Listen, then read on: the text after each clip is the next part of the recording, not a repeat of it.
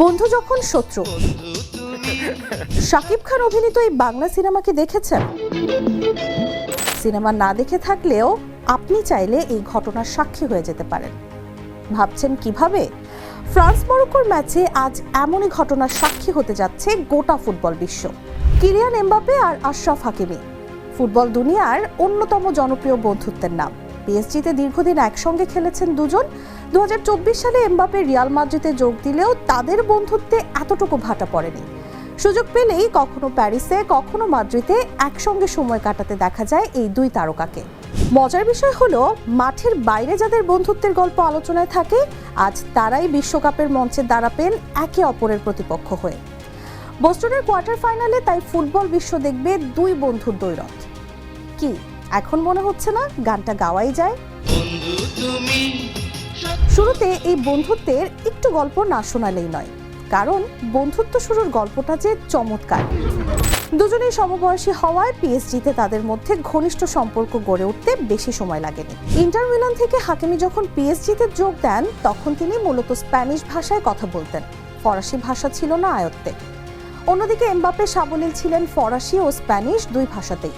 ফলে পিএসজির ড্রেসিং রুমে সতীর্থদের সঙ্গে যোগাযোগে হাকিমির অনুবাদক হয়ে ওঠেন এমবাপে। সেখান থেকেই শুরু হয় তাদের গভীর বন্ধুত্ব। ধীরে ধীরে মাঠের বাইরেও বেড়ে ওঠে সেই সম্পর্ক। একসঙ্গে ছুটি কাটানো, ভিডিও গেম খেলা, ক্লাব সফরে পাশাপাশি বসা, সবই ছিল তাদের নিত্যদিনের অভ্যাস। এমনকি পিএসজির ড্রেসিং রুমেও তাদের আসন ছিল পাশাপাশি। মাঠের ভেতরেও এই বন্ধুত্ব ছিল সমান দৃশ্যমান। এমবাপের গোল উদযাপনে প্রায়ই দেখা যেত হাকিমিকে। কঠিন সময়ে দুজনই একে অপরের পাশে দাঁড়িয়েছেন। হাকিমি নিজেও একাধিকবার বলেছেন, খুব দ্রুত ফরাসি ভাষা শিখতে এমবাপের অবদান ছিল সবচেয়ে বেশি। 2022 কাতার বিশ্বকাপের সেমিফাইনালের কথা নিশ্চয়ই মনে আছে। সেদিনও মুখোমুখি হয়েছিল এই দুই বন্ধু, কিন্তু ম্যাচ শেষে ফুটবল বিশ্ব দেখেছিল বন্ধুত্বের এক অনন্য দৃষ্টান্ত। জাতীয় দল কিংবা ক্লাবের হয়ে খেলার সময় তারা কাউকেই এক চুল ছাড় দেননি, কিন্তু রেফারির শেষ বাঁশি বাজলেই প্রতিদ্বন্দ্বিতা শেষ, ফিরে আসে বন্ধুত্ব। কাতার বিশ্বকাপের সেমিফাইনালে মরক্কোকে হারিয়ে ফ্রান্স ফাইনালে উঠলেও উদযাপন ছেড়ে এমবাপে ছুটে গিয়েছিলেন হাকিমির কাছে। সেই মুহূর্ত ফুটবল প্রেমীদের হৃদয় ছুঁয়ে গিয়েছিল। অর্থাৎ প্রতিপক্ষ হিসেবে এটাই তাদের প্রথম দেখা নয়।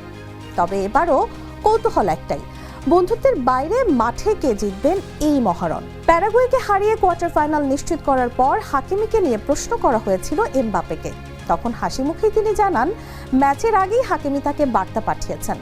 মরক্কোকে শক্তিশালী দল উল্লেখ করে এমবাপে বলেন, সেমিফাইনালে উঠতে নিজেদের সেরাটা দিতে হবে। অর্থাৎ এটি শুধু দুটি দলের সেমিফাইনালে ওঠার লড়াই নয়, এটি দুই অসাধারণ বন্ধুর পেশাদার প্রতিদ্বন্দ্বিতার গল্প। মাঠের বাইরে যারা হরিহর আত্মা, কিন্তু মাঠের গতিযুদ্ধে একজন অপরজনকে গুড়িয়ে দিতে হবেন মরিয়া। একদিকে কাতার বিশ্বকাপের সেমিফাইনালে হারের প্রতিশোধ নিতে মরিয়া মরক্কো, অন্যদিকে আধিপত্য ধরে রেখে শেষ চারে ওঠার লক্ষ্য ফ্রান্সের। তবে সব হিসেবের বাইরে আজ নজর থাকবে দুই বন্ধুর দিকে।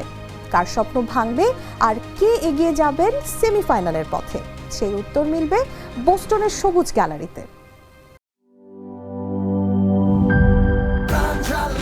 প্রাণ ঝালমুড়ি, এই ঝাঁজ সেই ঝাঁজ।